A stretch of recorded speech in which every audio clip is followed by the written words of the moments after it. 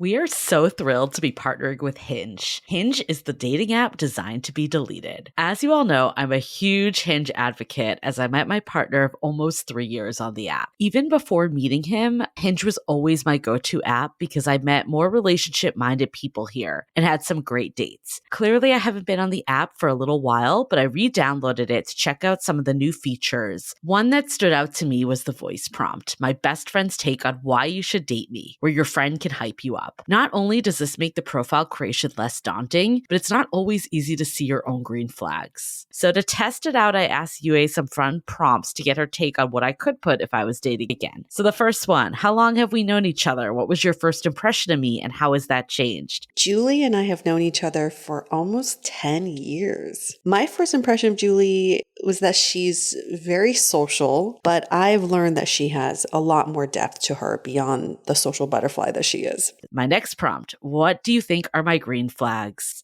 I would say she's deeply loyal. She believes in love, curious mindset, and she is fearlessly ambitious. And then last but not least, what kind of friend am I? Julie is the kind of friend who will always have your back, no matter what. Damn, that feels nice to hear. So download Hinge and try voice prompts today. Then find someone worth deleting the app for. Hi, I'm Yue. If you've been listening to the pod, you know I'm marking my calendar for the big sale from Last Bottle Wines, one of our wonderful sponsors. If you don't already know, they're a Napa-based online wine shop that offers 30 to 70% off retail. And the best part, there's no subscriptions, no fees, and no minimum purchase, just a daily email with really great wine. And as I mentioned, they're having a massive sale. Their marathon sale is coming up on March 28th and 29th. They flip that one wine per day rule on its head and instead offer back-to-back, two-back deals. That means wines are only up on the site for a couple minutes at a time. We got a preview order with the mini marathon package of some of their favorites, and I'm telling you, it's a sale you want to get in on. And the best part is we're offering Dateable listeners 10% off your first order with code DATEABLE. Sign up at lastbottlewines.com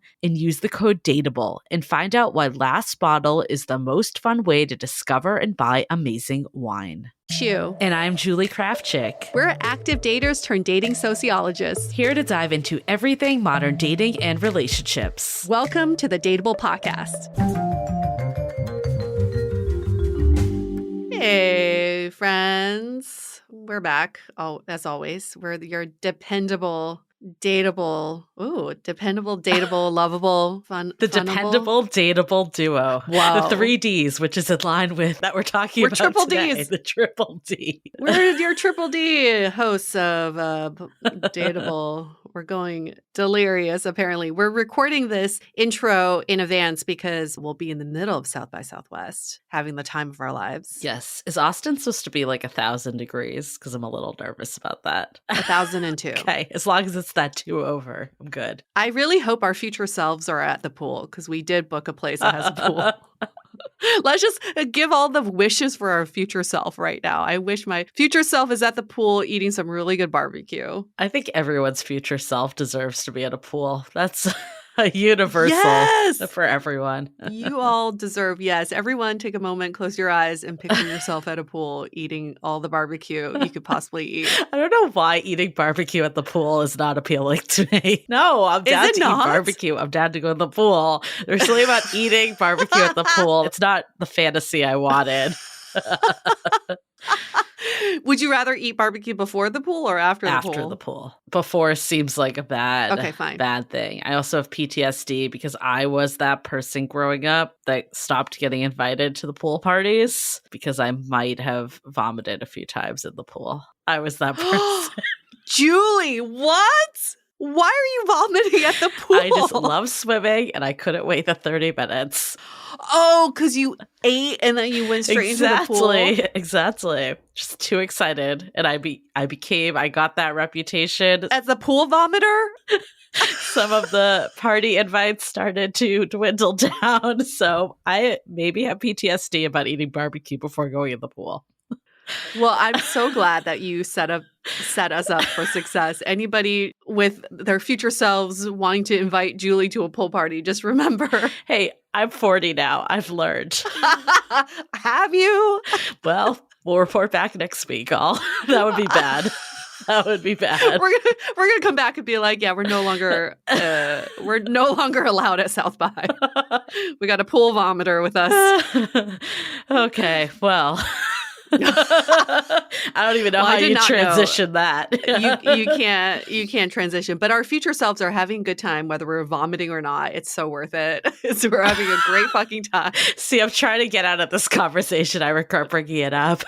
We're having a really great fucking time regardless. But this is why we have to record this ahead of time. And then just the next week, we have another event where there could be a pool or two. Podcast movement. We are finally going. We're excited. This is our month of diving in. This is it. Yeah. Just like a little conference for little podcasters. It's not actually. It's like one of the biggest conferences for all podcasters. And it's like a great way for us to get in the community, I guess. Yeah. But I'm excited because it's in LA. And this is really sad, but I've actually never seen you guys' place. It's true. It's true. But it's your future self will no longer be sad because Julie will be staying with me. I'm going to show her all the cute little coffee places near me and show her my daily life. She'll get immersed in my LA life. I feel like a very bad friend right now. Why? Because I haven't come down. I don't think that's being a bad friend. Some of it was over COVID. I'll use some of that as an excuse. But I realized too, like I went to Sacramento to see my old roommate and I hadn't been there in 5 years. She's lived there. Oh my gosh. It's hard. I mean, it's hard, right? And also I had another human and another dog in my place for a long time. That's the real reason I didn't go. I'm just kidding. That's the real reason I didn't invite you. I would not want to stick another human in my house with 2 other humans and 2 other dogs already in the house. I'm so glad that's no longer the issue here. Yeah, I think it's because you used to come up so often to SF too. Yeah. And now that obviously is not the case anymore. So I will be coming to LA more. I'm excited to see it. I'm excited to be in warm weather. I'm excited Don't jinx us. Fine. Okay. Sorry. Damn it. I'm excited to see you and to meet more podcasters. And I was going to say I will get to meet your partner in LA, but I'm going to be meeting him earlier. So. Yeah, your future self already met him. But this episode, why are you here? Why is everybody here right now? We're here for this episode with our dear friend. I like to call her our dear friend, even though we've never met her in person, Haifa, because she's so lovely and we really bonded with her. It's the British accent. Is it? It's like instantly you just want to be best friends with her. Yeah. And we are excited to talk to Haifa. I actually found an article she wrote on Newsweek a long time ago. And she's been kind of one of those people I'm like, eventually we need to get her into rotation. So yes, we became instant friends. We recorded for her app that she does, but also she's going to be making that into a podcast. So that was really fun. I think that's why we go way back, because we've told her our entire life story.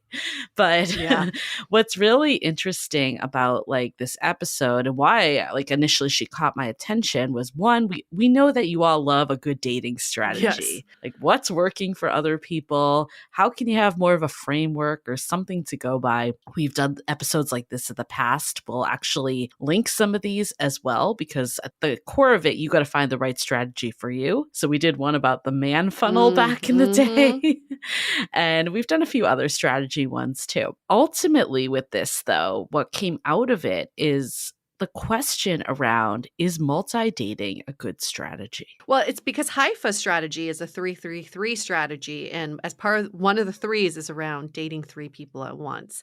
So we get into this really deep and meaty discussion around like, is that how we should be dating? Having 3 or multiple people in our rotation. Yeah. And I want to go into multi-dating and get your take, because I feel like this is a term that I've seen been popping up a lot lately. I feel like we've always talked about like dating multiple people at once, but putting the name multi-dating around it. I've seen this more recently. I have a lot of thoughts on this topic. I'm curious what yours are though. I've done it and it's been good and it's also been bad. I think the good is that you don't feel so anxious about just one person.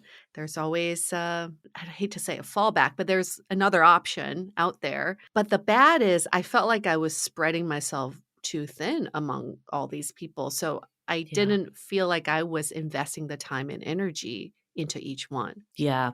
I think it really takes knowing yourself. Absolutely. Like if you're the anxious dater, it feels better to kind of get to know people more slowly, which I think by default you do with multi-dating, right? Mhm. Because you just can't, you can't spend like every day with someone when you're dating like three people or whatever amount. So I think that could be good for some people, and to also know like this isn't the be all end all, maybe to get out of that scarcity mindset. So I think from that perspective, it can be really good. I fear the numbers game Mhm. approach with multi-dating and I've been here before when I was just like going on date after date and thinking of people as very disposable, right? It's like I was swiping on new people while I was on dates with existing people. It just felt kind of like icky, like I wasn't giving my presence and attention to people on the actual date. So for me, it ended up being more of like a cycle that I was doing a lot, but not really having anything progress. So for me, it actually turned out it was better for me to give more attention one at a time and then quickly decide if this person like is or isn't right for me and then move on. Yeah, because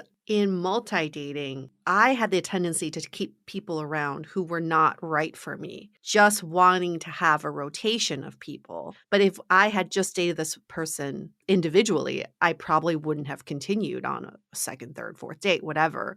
So, yes, knowing yourself and also really evaluating each person as them individually, not in comparison to the other ones, is also important. And knowing that you wouldn't want to be in that position where you're just a filler, like there Yeah. is no potential for a future, but you're just filling someone's time. Yeah, and I also think it depends, I think like we talked about, depends on the personality. It also depends on your dating experience maybe. I think like looking back when I was multi-dating, it was actually good for me at that time because I was new to dating. I didn't feel super confident. It helped me just like hone in on those interpersonal skills of, interacting with people of the opposite sex that I was looking to attract. Mhm. So I think that was good for me. It didn't ultimately lead me to a relationship, but I think it was practice ground to get more comfortable. So maybe there's a time and a place for it. And I don't think everyone needs that. Some people are just naturally more comfortable even without experience. So I think a lot of it comes down to like personal experience and just the way that you've operate too. And Haifa's 333 strategy, she talks about the multi-dating in terms of intentionally dating these people with Yeah. promise. And that's something I forgot to do multi-dating, was intentionally dating everyone. So I remember when I was 30, I was dating someone 35 and dating someone 25. I was just kind of like, this is great, having a great time, because the 25-year-old guy was able to give me things that the 35-year-old guy couldn't give me and vice versa. I ended up choosing one. I chose the 25-year-old, but as soon as the 35-year-old left, I felt like I couldn't like the 25-year-old as much because I wasn't getting all the benefits of two people. That was a major learning for me. It's like I needed to understand that I had to date both of them intentionally and not just like as a group. It's not a group effect. So maybe that's the thing. It's not like, is multi-dating bad or good? It's, are you being intentional, whatever you're doing? Right. Because there's a time and a place. Some people operate better that way. Ultimately, this is all about finding the strategy that works for you. And, we love talking to Haifa because this worked for her. This is what got her out of her funk. This is what got Yes. her more confident. So love how much she goes into it. Of course, test it out, like be an incubator, try things. And if it doesn't work for you, that's okay too. Like find something that works for you. But ultimately, the only way to know what works for you is to also know what doesn't work for you. And don't get pressured by people around you. Yeah. I remember when I was dating this last time around, so many people were saying, don't you want to have more people in your funnel? Don't you want to be dating Mm. around more? Mm. And I kind of got sucked into it. I felt guilty for not really pursuing that. And then I had to step back and be like, I'm a 43-year-old woman who knows what she wants. And Yeah. it's not dating multiple people. I don't feel like I need to play the field or go out on 1,000 Right. dates. So I will stick to that. But I did have a moment of feeling like, oh, maybe I'm doing this all wrong. Yeah, that's a really good point too. And also like that doesn't tie into your experience of the past. Yeah. Like, you've been there before. You've done that. Like, you know what you want. You talk about dating all the time. You have a clear picture. I think for me, when I met my partner, I was not multi-dating either. I was very much like going on, like, I was still going on dates, but at the time when I met him, I wasn't actually on a date with anyone else. I'd kind of like tied up all those to decide like, okay, these aren't moving forward, or they tied it up with me, whatever it was. It was not like an active person at that point. I wasn't like balancing multiple people. And when I look back on it, my other two partners I met too, I was not multi-dating, but I saw a good thing and could recognize a good thing when it came my way because I kind of knew what I was looking for. Right. Yes. But coming to that realization of to know what you're looking for does take a little comparison and experience. Yeah. So if you still need that comparison, do it. You do you, because sometimes you don't know till you're with multiple people. Yeah. And what I love about this discussion, which we'll get into, is that it goes beyond just having people in your rotation. It's actually like dating them with intention and addressing conflict and getting to know them over time, like all the things that are really important for finding the right partner. And I think a common perception with multi-dating is that you just like run through it. It's a pure numbers game and you don't really give anyone a chance. Like if they do something wrong, on to the next. And that is not what Haifa is saying at all in this strategy. I like that we're approaching multi-dating a little differently than how it's historically looked at.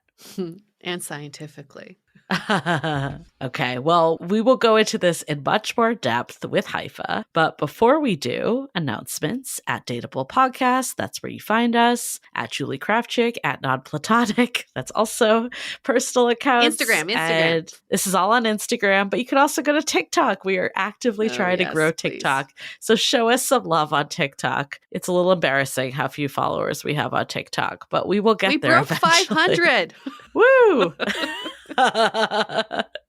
And YouTube. We're also on YouTube. And, we are thinking about just like more content in general. So look for new stuff that's going to be coming your way soon. Okay. Before we get into it, let's take a minute to hear from some sponsors. This episode is sponsored by Viia. We all know there are things that can help set the mood in the bedroom, but did you know a little THC could also do that? Yes, Viia has developed a unique blend of pleasure-enhancing cannabinoids, libido-strengthening herbs, and a low dose of THC all into one mind-blowing gummy called High Love. This gummy, wow, it will awaken your senses, increase blood flow, and intensify any sexual experience. I've been pleasantly surprised by the High Love gummies because it is just the right amount of THC for me to have a good time without feeling sleepy. And hey, if THC is not your thing, Viia also offers a wide array of other gummies without it. And everything legally ships in 50 states with discreet packaging directly to your door. So if you're over 21, you can get 15% off and a free pack of award-winning Dreams THC plus CBN sleep gummies with our exclusive code DATEABLE at viiahemp.com. That's VIIAHEMP.com. Let the gummies work their magic. Head to viiahemp.com and use the code DATEABLE to receive 15% off and one free sample of their Sleepy Dream gummies. That's viiahemp.com and use the code DATEABLE at checkout. Take your passion and pleasure to a whole new level with High Love from Viia Hemp. As you know, I recently left my corporate job and I've been in total recovery mode, all about self-care. One of my new routines is the nighttime shower before bed. There's just something about washing away the day and that reflection that's been super helpful for me. I've been using one of our partners, Osea's Mega Moisture Duo. This combo body oil and body lotion are so freaking incredible. It literally feels like I'm at a spa. I realized that the secret is seaweed and other skin level ingredients that are normally reserved for face products. And that's why I was so excited when Osea became one of our partners. And,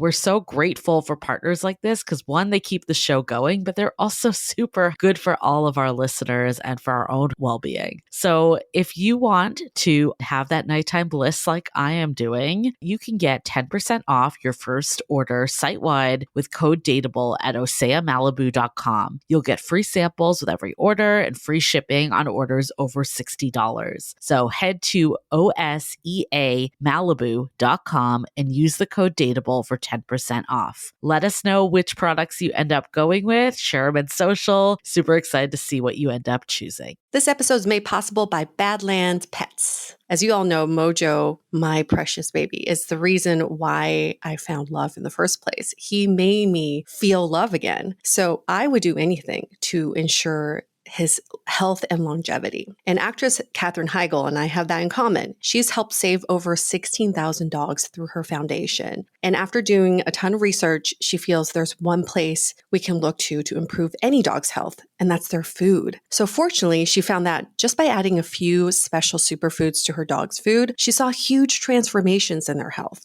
So she's made a 20-minute video explaining step by step how anyone can do the same thing to see incredible changes in their dog's health. I've definitely re-looked at what I'm feeding Mojo and making sure that, hey, he only has one life to live, and I want to make sure it's the best damn life. So if you want to keep your dog healthy and happy, go to badlandsfood.com/dateable and watch Catherine's video right now. Again, that's badlandsfood.com/dateable. Okay, let's hear from Haifa.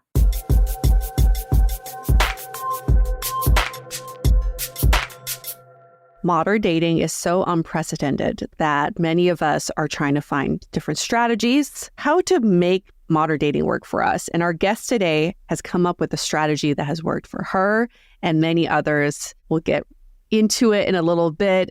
Just a little teaser. It's the 333 dating strategy.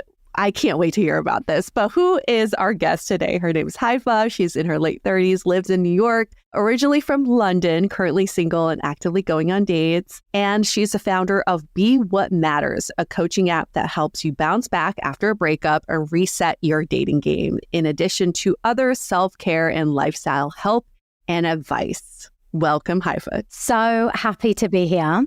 We're so happy to have you. I saw your article, I think it was a couple years ago at this point, on Newsweek, and it caught my attention with the 333, or as you say, 333, however you want to do it. It definitely caught my attention because, like you said, we're always looking for ways to make modern dating work for us. So we're excited to learn more about what you have in store here. Brilliant. And it really is difficult, isn't it? I mean, modern dating, it's just every year there's new words that we need to learn and, new trends that are coming out. I can't believe we talk about dating trends these days, but it's not what it used to be. And how we navigate it, really, I think what my success and my client's success have all been down to strategy. You're right. I mean, it's not what it used to be, and it keeps moving and keeps evolving. But you notice a shift in 2013 that really inspired the strategy. So tell us about that shift you observed. Absolutely. So in terms of my own journey, I went from, they call us a geriatric millennial, unfortunately, being in my late 30s. We're with you, Haifa. I like elder. I prefer elder to geriatric. Sorry, side note, I was at dinner with friends last night and I was like, I am the last millennial because I was born in 81. And they were like, no, you were the first millennial. Like, oh my God, I am the first millennial. But we are so needed because we've seen the world before tech and smartphones and dating apps and have seen it after. And so the shift that I felt pre-dating apps, I would go out and be asked out left, right and center. We had no issue getting dates. I was confident and just really, when I was dating, feeling at peace, really enjoying it, treating those potential partners, as friends, having fun, seeing it for what it was.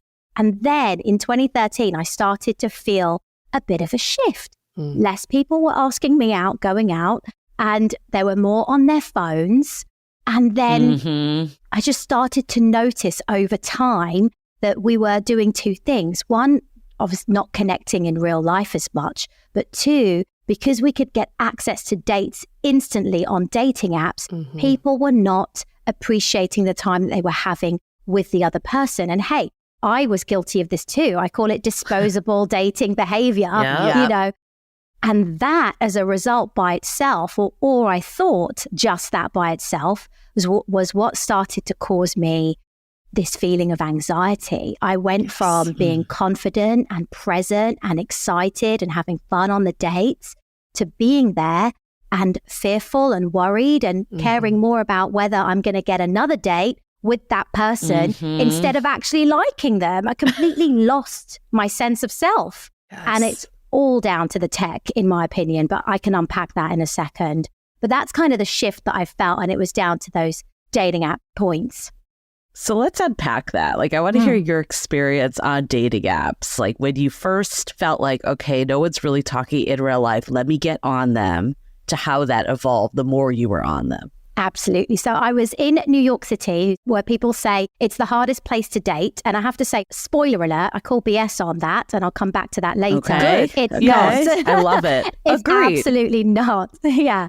And so I was in New York, and, it was easy to date. And then on the dating apps, when people started using them, it just became even more active. Like, dating scene here was just always on the go. People would talk about what dates they had lined up that week. I was excited about the fact that I had 3 dates lined up that week. It felt like a game. So at first, people thought this was amazing because it was improving their dating lives. But in the background, more things were going on. So one, this disposable dating behavior, because subconsciously and because we have all these options, we think, oh, if there's one thing that isn't great about this person, or, something that gives us what we say now, the ick, we would let them go, right? And find another date to fill that spot. So I started to notice that people were just dating more, but not consistently, and getting into this hookup culture. But then in the background, all of us back then had guy friends and girlfriends. I still do, but we were all saying the same thing. They want to meet a partner, but doing the exact opposite behavior. So I dug a bit deeper because, ladies, I'm a bit of a geek, but also to your listeners who don't know me, hello. I'm actually a professionally qualified futurist. And the reason why I built the app, is because what that means is, for the last 15 years in health and tech, I've been helping businesses understand the trends of the future and what to do and how to evolve in future. And what we do is we look at trends and how it impacts business and the world and society. And one of the things is, as technology has advanced, ourselves, our human side, our social side declines. And so I dug deeper into it, and I was like, what is going on? We can't just be the problem. Because if people are saying to me, and I'm saying it at brunch, and everyone's like, oh, I want a relationship, but we're all actually disposing of every date that we have if they have one thing that's wrong, then what is actually going on? So I started to explore and do some research. And because I was feeling worse about myself, Julie, I know you asked me, like, what was I feeling? But over time, within 1 year, I felt insecure. I lost my self-esteem, and I didn't know what to do about it. So I was like, there's more going on here than me and the dating apps. So with some research, I started to see that actually they're designed a certain way to keep you hooked and trigger certain chemicals in your brain, right? And then even deeper, so if you're not matching with people back on the app at the same time, or if people don't reply to you, or if they ghost after a few days, all versions of that on the spectrum triggers the same part of the brain as processing physical pain, the somatosensory system.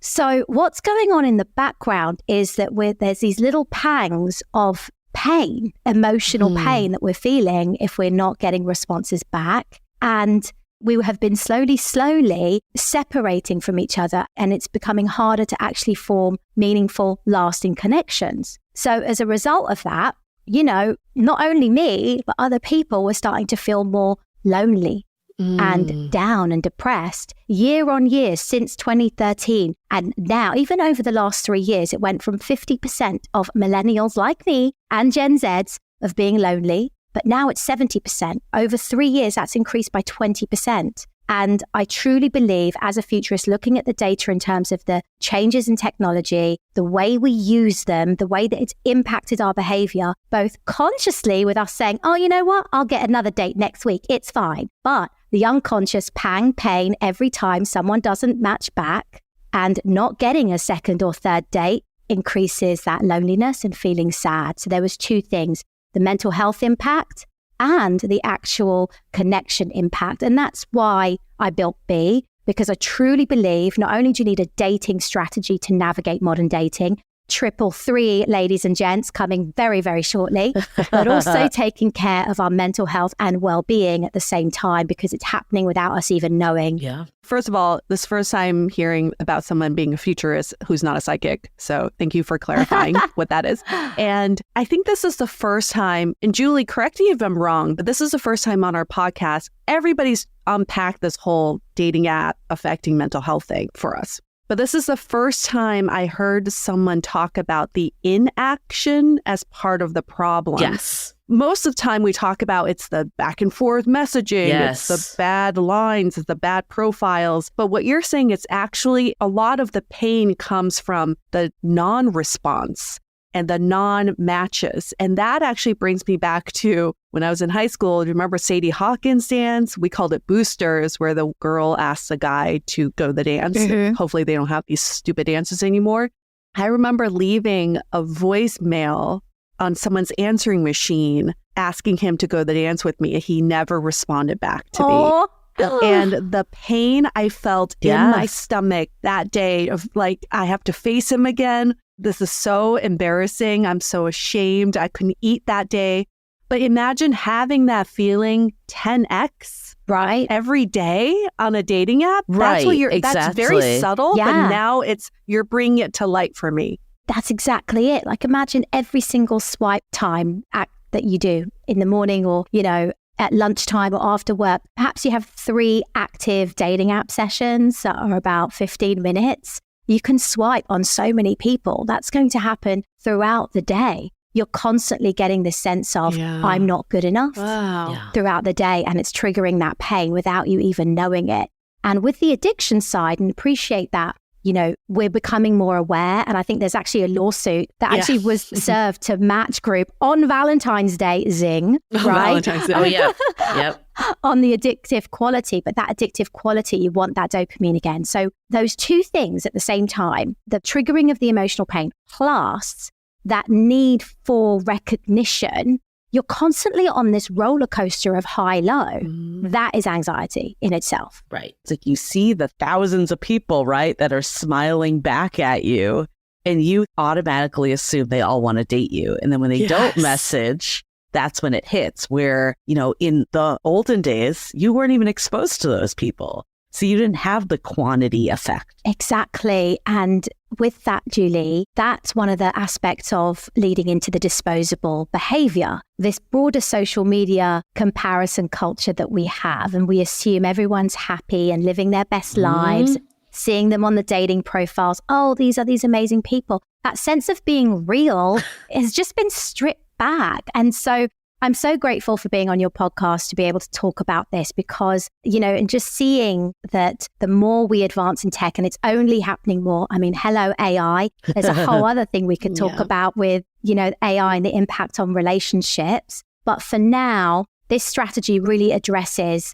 what's going on with what we're dealing with right now, which is that disposable behavior that is impacting our mental health. When it comes to dating, and I do want to talk about dating mental health, like people don't often talk about that, but it really is a thing to be aware of and to take care. And also looking at the fact that the other side of it, when you have the options in front of you, actually making sure that you're choosing the right people. So this strategy will also help you choose the right people, not only take care of your mental health, not only keep you in check of the disposable behavior, because, hey, I've done it, you've done it, we all We've have. all done it. Right? Of course. So where are you right now then? Where are you what made you, I guess, decide to say let me come up with this strategy? And how did you even get to this strategy?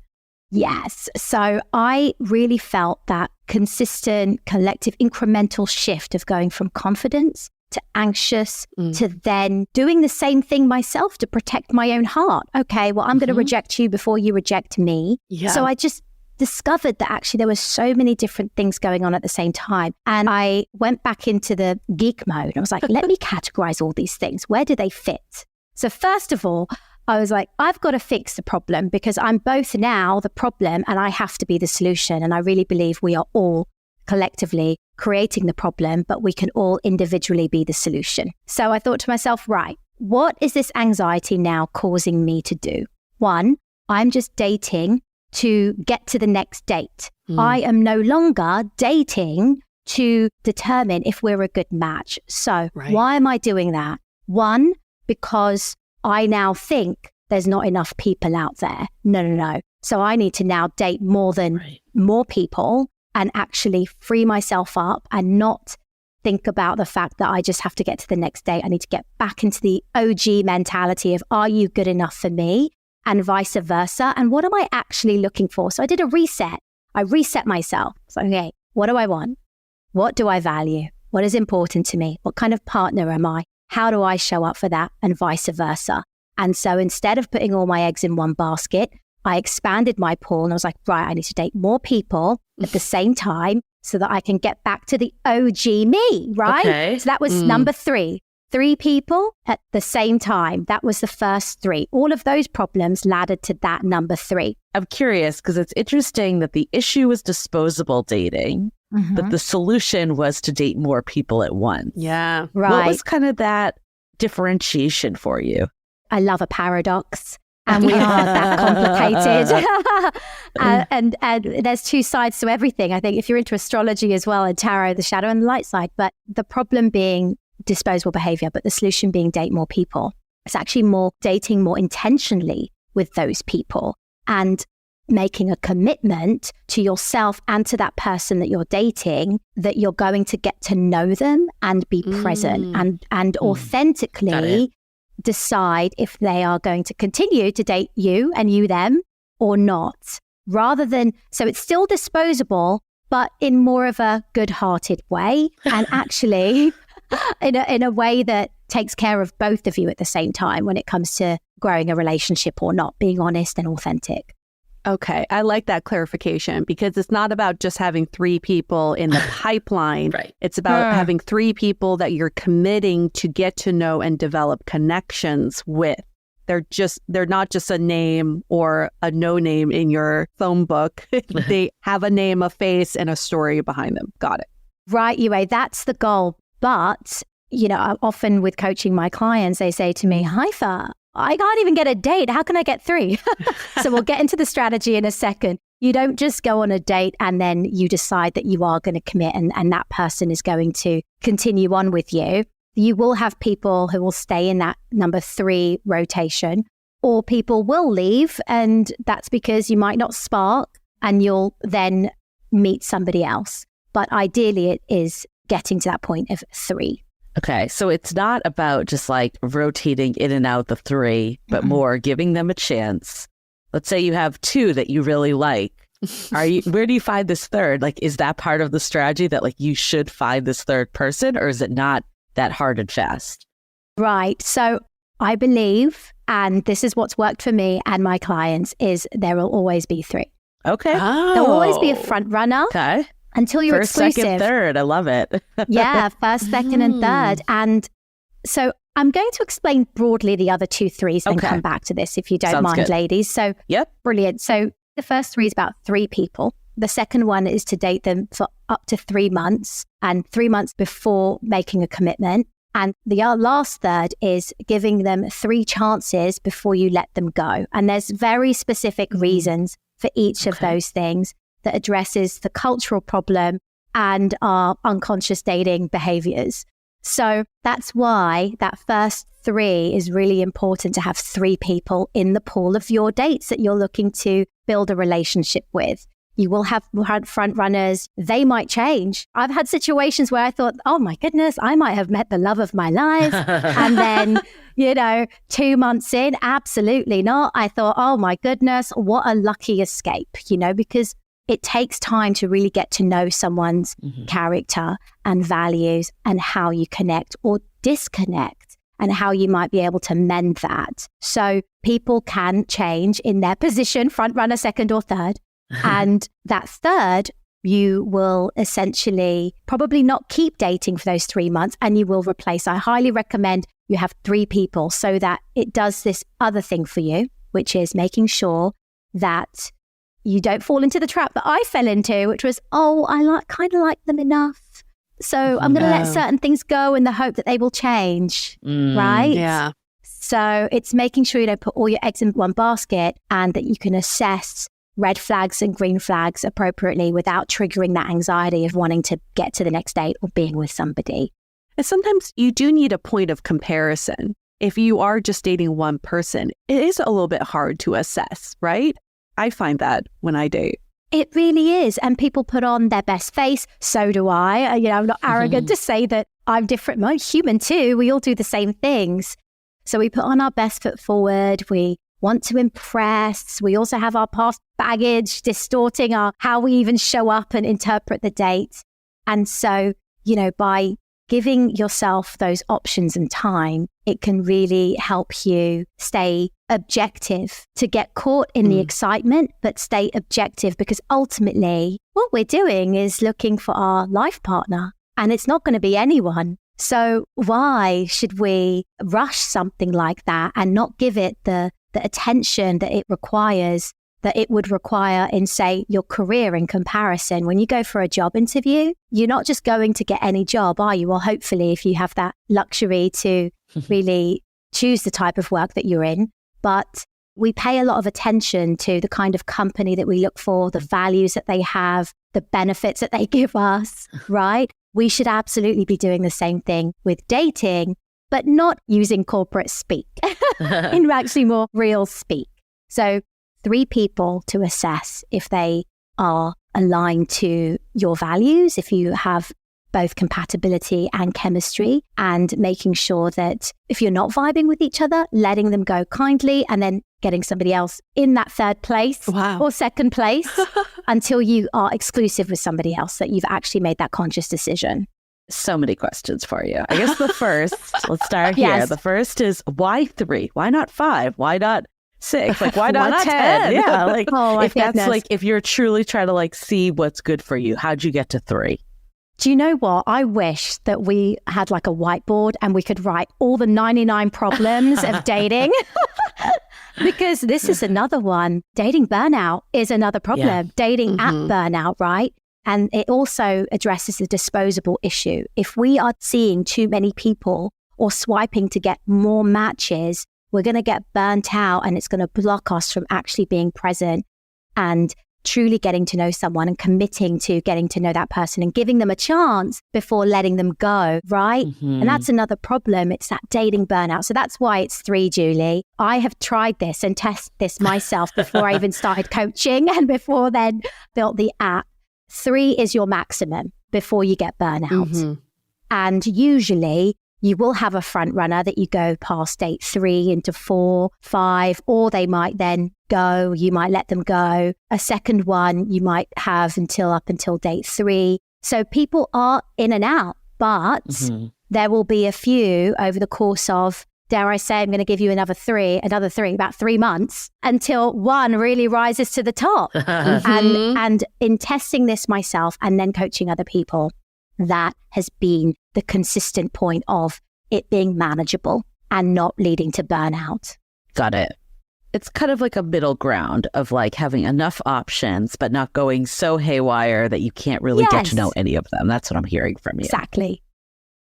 And so how do you prevent yourself from using the other 2 people to hedge your feelings for number 1? Yeah. This might lead into the second part of this strategy. I can see myself being like, well, number 1 pissed me off today, so at least I still got 2 and 3. Yeah. Well, we see a lot of people, that's like the reason they're serial dating or having multiple people at once in the pipeline. It's the protection. It's like, I don't want to put all my eggs in one basket because then if they fall out, then I feel bad. It goes back to that, effect that you were talking about earlier. Now I feel that pain and that ping. So how do you like balance that of, getting to know 3 people, making sure that you truly get to know them before committing, but also like what Yue was saying, you're not just like using the other 2 to like make yourself feel better. Right. This is where it comes back to us. All roads lead back to you. It's your intention with the dating and getting to know yourself first. So as I mentioned earlier, before I started doing this again, I was like, let me reset myself first.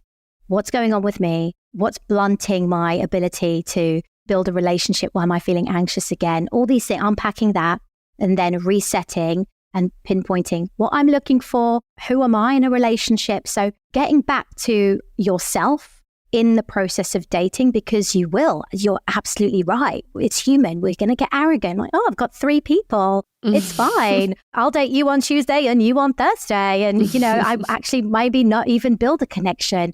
So really, after every date, would recommend that you reflect on the date. What happened in the first place? Did you enjoy it? Why? Did you not? Why? What was your impact on that result? What was their impact on that result? Do you want to see them again? Why?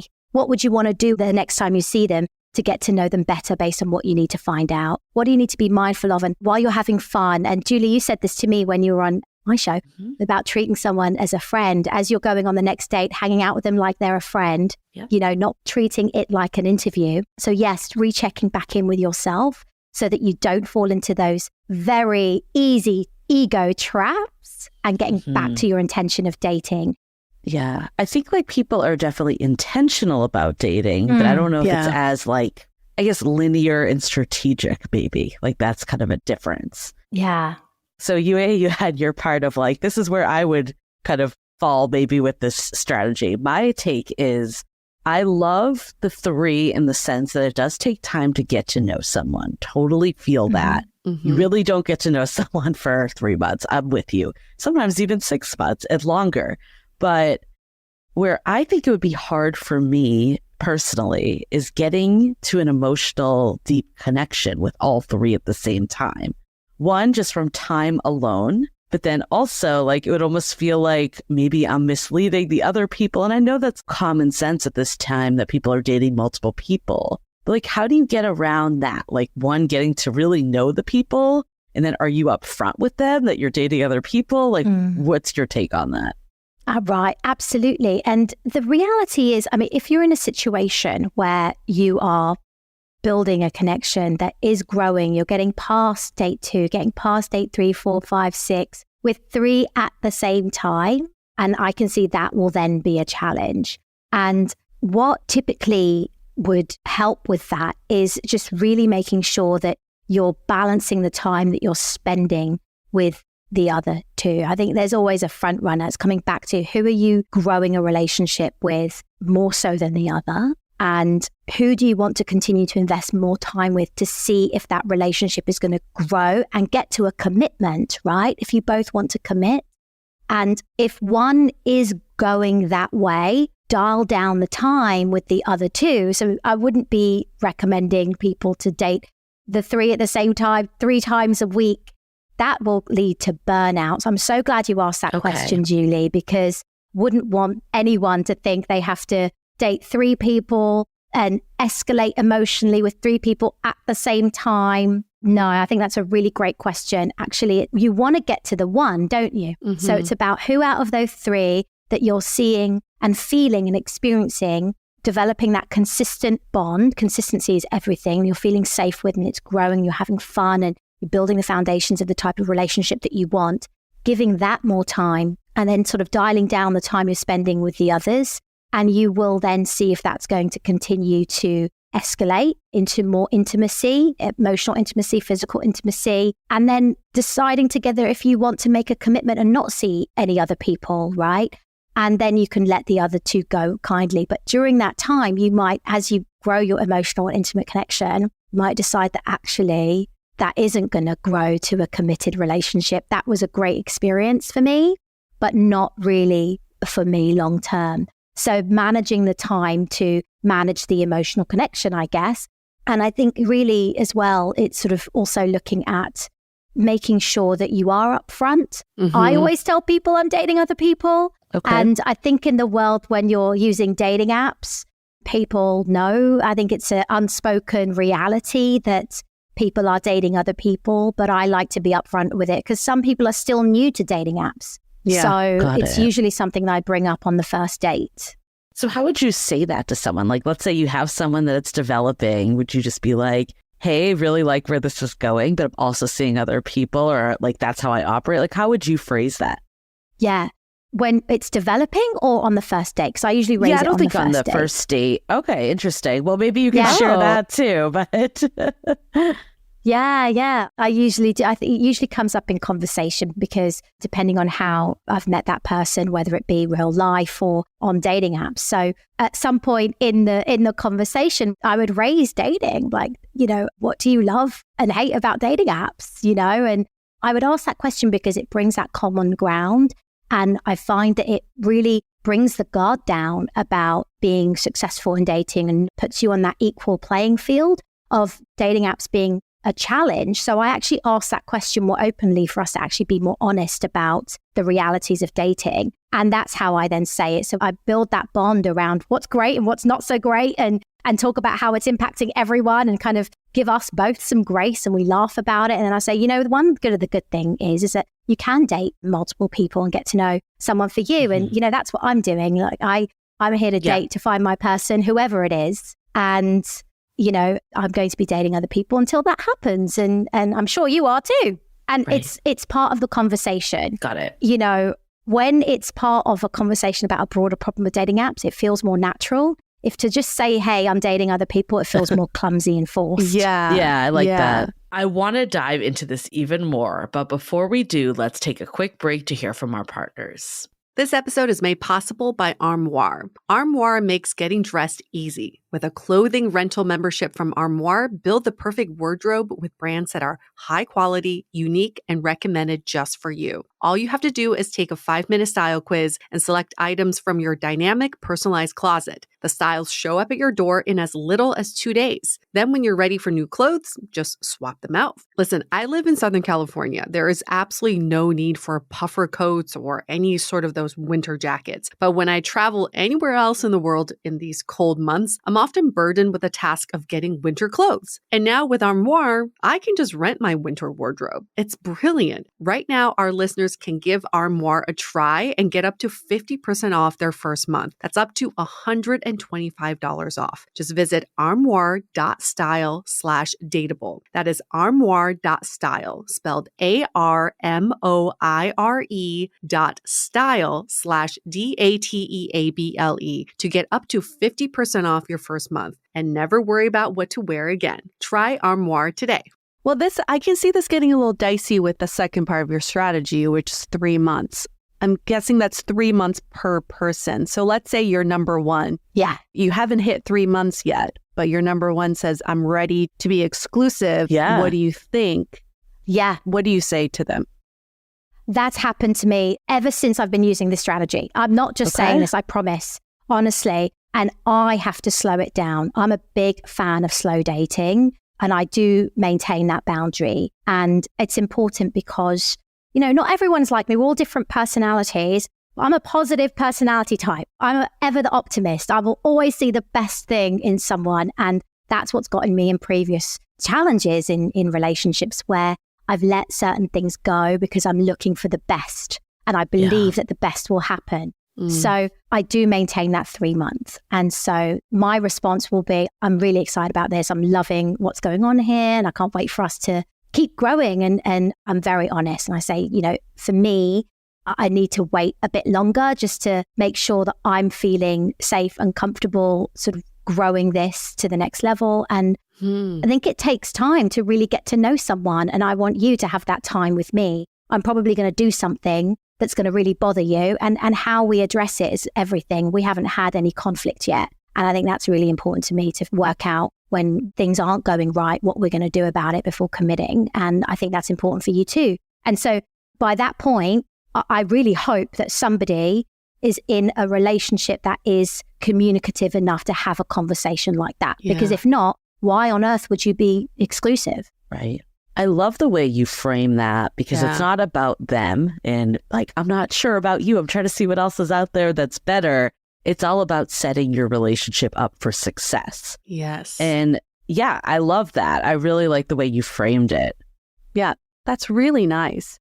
And also it takes away from the anxiety of early dating when it's like a month in, you're like, should we have a talk? Yeah. 2 months in, you're like, should we have a talk? It's nice to be like, I'm giving this 3 months no matter what. So I'm going to wait to have this talk in 3 months, and whatever happens in between, it's like, let's see what unfolds. Yeah. What if because you have the 3 people and everybody enters at different timelines. You could be at a 3 months with your number 1, just about to go exclusive, but like this number 3 spot gets filled with someone you have an intense connection with.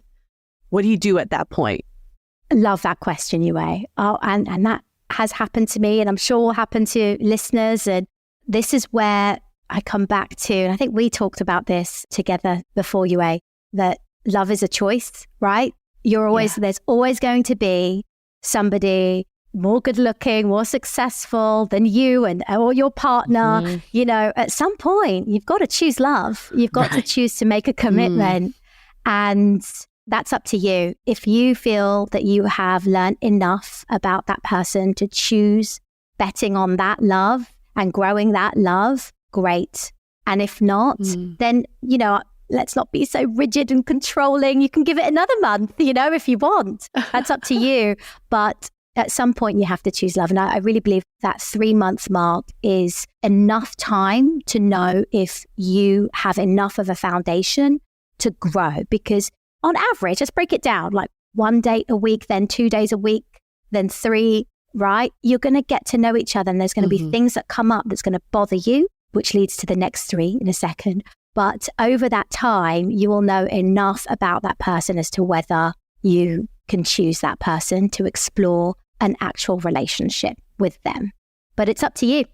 Yeah, that's what I was going to ask too, is like, how do you not have this be like a never ending cycle? And I think it like comes down to what you're saying too, is like, if you're feeling like, oh, I need to see who comes in next all the time, like either you're not that into the person that you're trying to maybe commit to, or you're not ready for a relationship. Those are probably the things that would come to mind.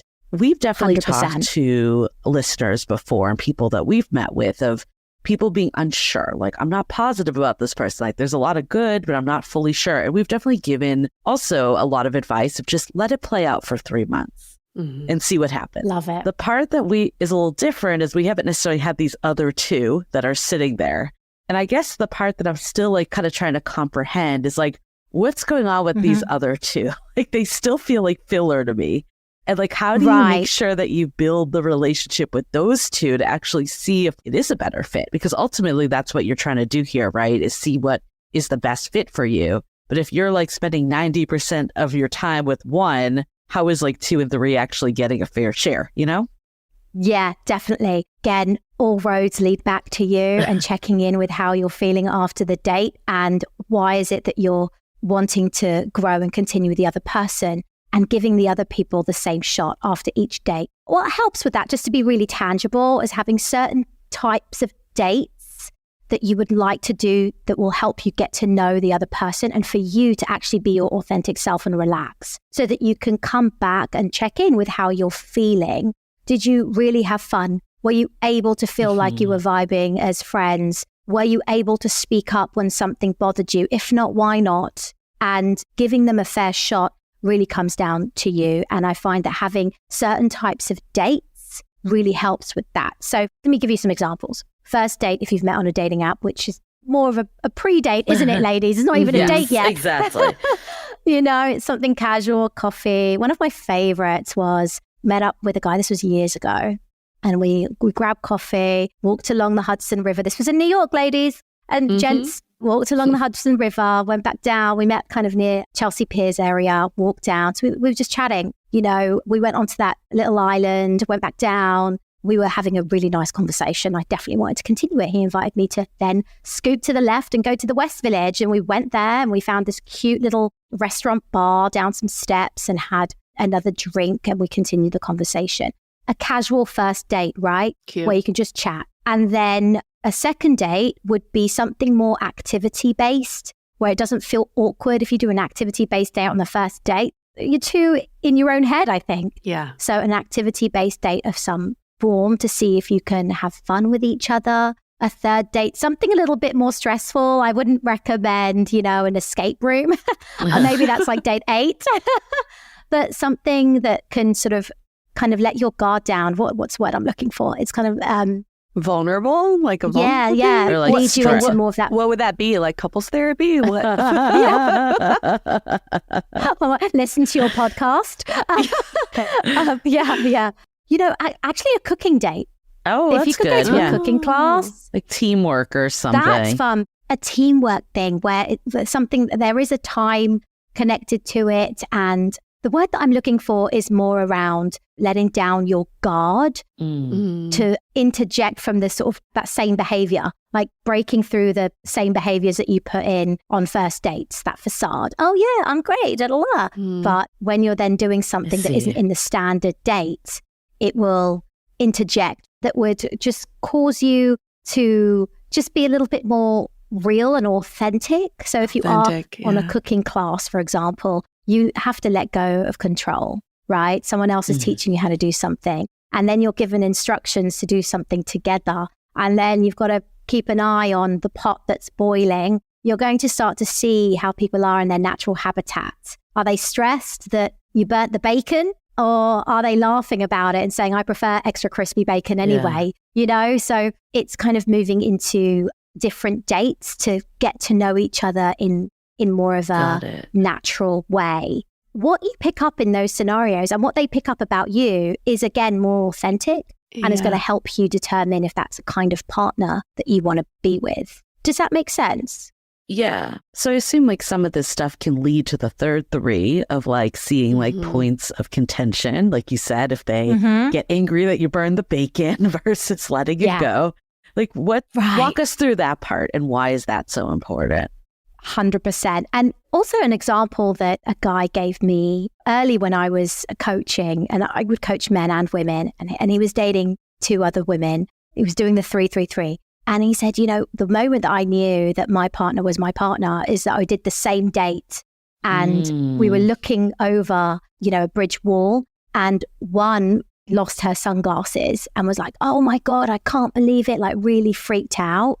And then the other person was walking down. They didn't look over the bridge, didn't lose her sunglasses too, but a similar situation happened where, like she tripped or something. And then she just started laughing. She's like, oh my goodness, I can't believe that.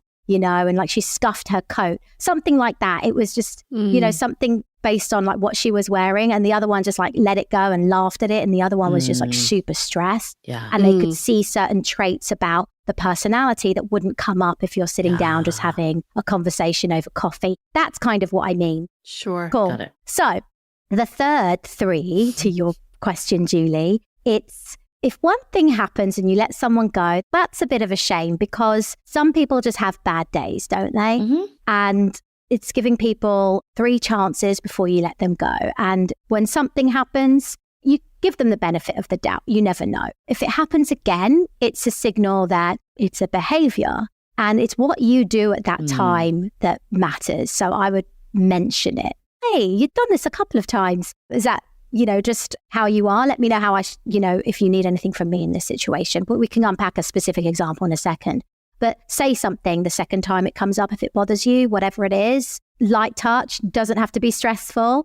And then if it happens again the third time, even though you've communicated about it, then it's a behavior.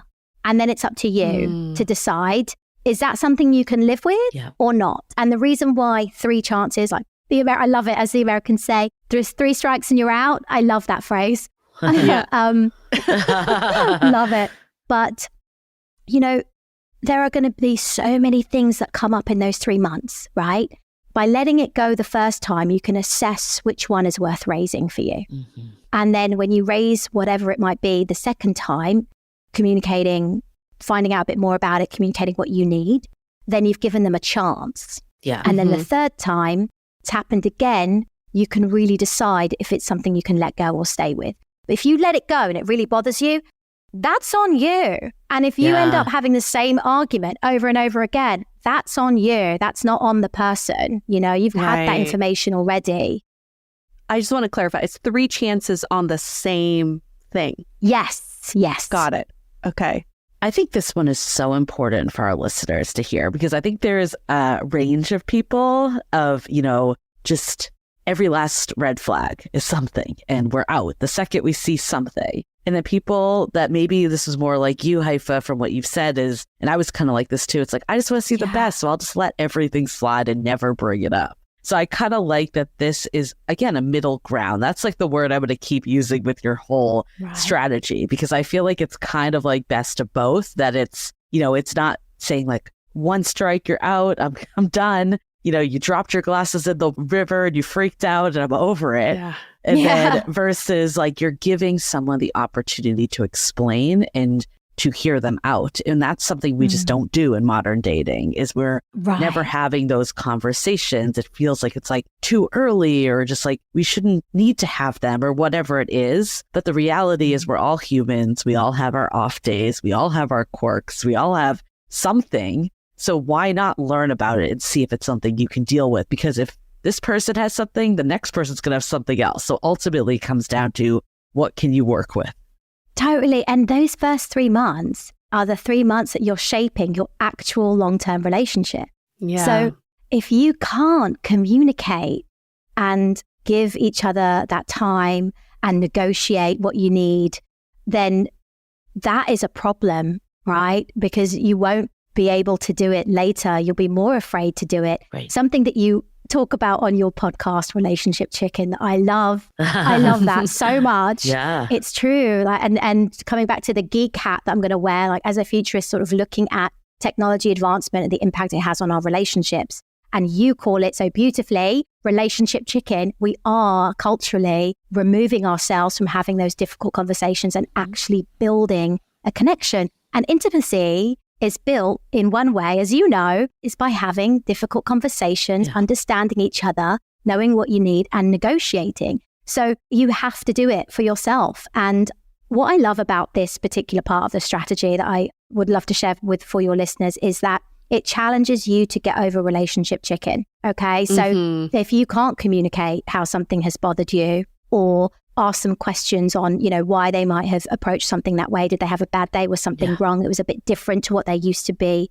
And then hear them first and then let them know how it affected you and what you need instead. That gives you an opportunity to challenge yourself to get out of that phase. You know how we talked about just earlier, Julie, that love is a choice? Love is a choice. This is a choice you have to make. Yeah. And that second time, that is choosing a different kind of love. That's choosing the kind of love that you're giving someone an opportunity to be heard, to be understood, and for them to love you and give you what you need. So all these little things are little choices, but it's a challenge to get over Relationship Chicken and speak up and do the thing that we all want, which is be vulnerable and create intimacy. But there's a way to do it. You can do it with love. It doesn't have to be dramatic.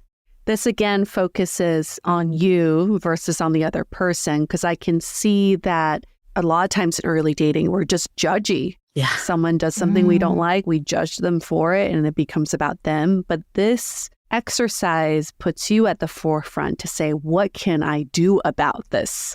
Absolutely. Because I am in control, versus like just waiting for this person to piss you off again. Yeah, exactly. We do that a lot. I love that it puts you in the driver's seat with your clients who've implemented this strategy. What are some of the more surprising findings along the way? Oh, so on that third one is how learning how to communicate healthily is not something that they know how to do. Yeah. That they're afraid to do. They're like, wait, hang on, I'm responsible for this? Yeah. They're just supposed to know what I'm thinking, and this isn't okay. It's like, well, actually, and hey, they're not alone. I was in this. Exactly. Yeah, same. So that's one of the biggest revelations, is around the fact that we need to learn healthy communication skills, which enlightened me and enlightens other people that actually we haven't been taught these skills and we have to learn. So that's actually what helps. Although it's a strategy and it kind of feels a bit gimmicky at first. If you're hearing it, you're like, oh, there's a dating strategy, 3 people for 3 months at the same time. You give them 3 chances or they're out. Actually, there's psychology behind it. And what it is aimed to do is to help trigger you in the nicest possible way to open up to learning relationship skills that you need to learn to build a healthy relationship, because it's only you that can set the tone for that and then decide if that person can grow with you and meet you where you are. Yeah. So you started this off by saying the way before the strategy is you were stressed, you were anxious, you were not confident. How did this strategy help you? Like, did it change dating for you? It did, ever since. So first of all, before I penned this strategy, it hurt. I remember laying on my yoga mat at times going, why am I so sad? And just like, at times I was crying, and it really affected me, affected my self-esteem. I was always worried about whether I'd get a second date or not. And I stopped speaking up for myself too. And I was like, wait. And I then getting all of that data, I was like, okay, so it's not just me. There's stuff going on in the background. So let me go heal myself. So I healed myself. Not completely, because we're all a work in progress. I mean, imagine always how healing. arrogant. People was like, oh, I'm totally healed. No, I'm not. Absolutely not. But when I first used it, I went from swipe to love. Seriously, I did. And so have my other couple. I felt confident again. I felt I had clarity. I knew what I wanted. I got myself out of this scarcity mindset. There's not many people out there to actually, there are many people out there. I felt like I was in charge. I was empowered. Yeah. I realized, knowing this one thing that I kept throughout the entire strategy, is that love is a choice, and it's my choice. Yes. Everything I do is a choice. Who I keep seeing, who I let go, how I let them go, how I react to what bothers me, how I react and actually become a little bit more humble too in the process and apologize for when I've not been great. That is all me. Got it. The future of my relationship is how I show up.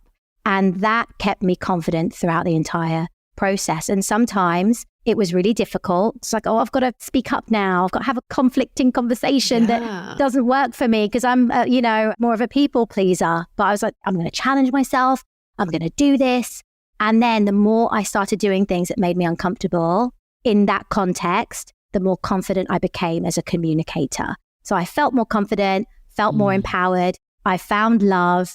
And now, fast forward, every time I use it, and I broke up with that person for a reason, it's purely down to having different long-term goals. I changed my mind halfway through. We're human. It happens. Yeah. But it is so easy. It's a flow, and more people want to be exclusive with me before the 3 months. So, it gets easier. It's like riding a bike. You're going to have your stabilizers on. You're like, oh, can I really do this? But keep going. Keep remembering that. Keep doing it, and you'll get into a confident flow dating again. That's my biggest takeaway from your strategy is I'm renaming it the 333 for me strategy. Yes. Because it is about me. The relationship, the people, the connections are just the cherry on top. But being able to go through this experiment for myself or a challenge, I would say. What do I learn along the way? And how do I foster these relationships and connections? And that's what dating is. The relationship part is just the cherry on top. That could come as a result of this strategy, or maybe it doesn't. But what we're really gaining is the control of our love lives, being in the driver's seat and being able to reflect everything back to ourselves. Do I want to be in this? How do I want to make this better? What am I in control of? Other than the results, that's where the power is being able to reflect it back on the me. Love that, Yue. I think in general, there's so many takeaways from this conversation. Thank you again, Haifa, for just distilling this. Thank you. But I think, finding a strategy that works for you is ultimately my takeaway. I love this because it, gives some framework. It helps you slow down. It helps you get to really know the people. I think that's what's at the essence of it. And ultimately, it comes down to you are the driver. You are in control. And like you said earlier, you go from, being like, does this person like me to do I like them? So I think that's the shift that we all need to have. And I would love to hear people try the 333, but also find what works for you and find that combination of it. And ultimately, I think at the end of the day, it's how do you gain back your confidence? How do you realize that you are deserving of love? You are a catch. Someone is lucky to be with you. Like all of this, that it can really make you not feel that way when you're in the thick of dating. So how do you get out of your own way with this and find something that works for you is my biggest takeaway. Yeah. Love that. This is very reminiscent of something you did, Julie, when you were dating, is making Wednesdays date night. So exactly. You only take dates on Wednesday nights. And what that does is that instead of you waiting to be asked out or dropping your life because someone asked you out, you have your boundaries. Yeah. You have your plan for the week already. And if someone really wants to get to know you, they'll respect your boundaries and come along for the ride. It's very similar in that way. And I think that's a good point too, is it sounds like kind of rigid sometimes when you talk about like how to, only have dates on Wednesdays or whatever, but it's like you need to find ultimately how you stay accountable to yourself. And like for me, for instance, I felt like I'd dated a lot of people before. I've gone through a serial dating phase, so maybe I didn't need to do that as much. Like when I was actually like dating this time around, I was kind of like one at a time more, but I would quickly let them go if they weren't the right match. So ultimately, again, comes down to what works for you. Yeah. But having the framework is so helpful. Whatever that framework is, you decide it. Exactly. We are all different, and really what this is aiming to do, other than, and the most important thing is empowering you, is navigating the technological impact that's happening around us that we don't even know is going on. So true.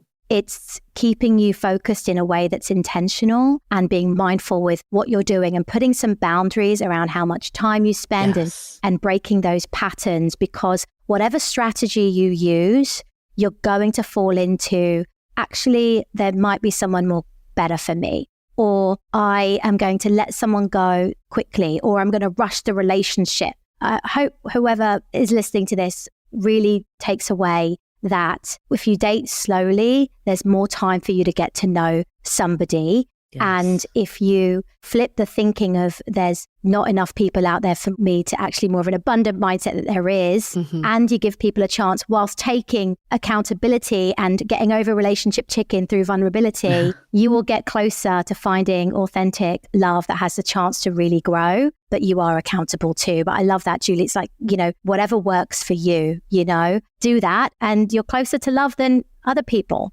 Yeah. And I've said this a few times on here, but what I love the most about this is it's a middle ground. It's not so black and white. In today's dating environment, it's so black and white. It's like you either date 4 people at once, or you date one person, or they have a red flag, or you're too lenient. You get ahead of yourself, or you're never going to commit. Like this is a good kind of middle space to kind of recheck yourself as you're in it. Yeah. It's an incubation period. Love it. Yeah. Haifa, if people want to get to know more about you and your work, where can they go?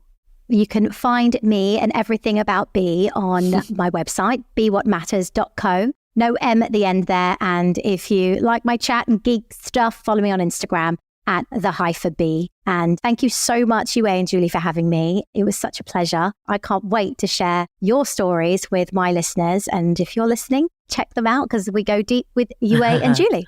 Yes. Those are such fun episodes that we did as well on your show. Thank you again for being a guest on Dateable. For all of our listeners, what did you learn from the 333 strategy? Maybe tell us a little learning, or maybe you've tried the strategy already. What came out of it? Let us know, give us 5 stars, and then tell us what you thought in the body of your review.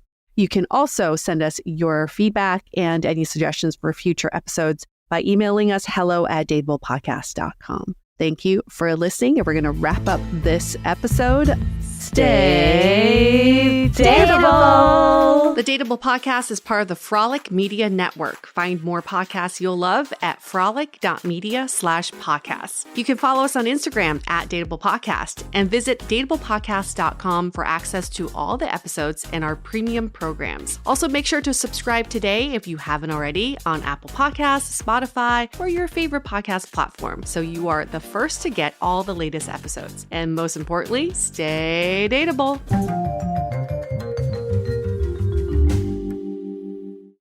say goodbye to your credit card rewards. Greedy corporate mega stores, led by Walmart and Target, are pushing for a law in Congress to take away your hard-earned cash back and travel points to line their pockets. The Durbin-Marshall credit card bill would enact harmful credit card routing mandates that would end credit card rewards as we know it. If you love your credit card rewards, tell your lawmakers, hands off my rewards. Tell them to oppose the Durbin-Marshall credit card bill.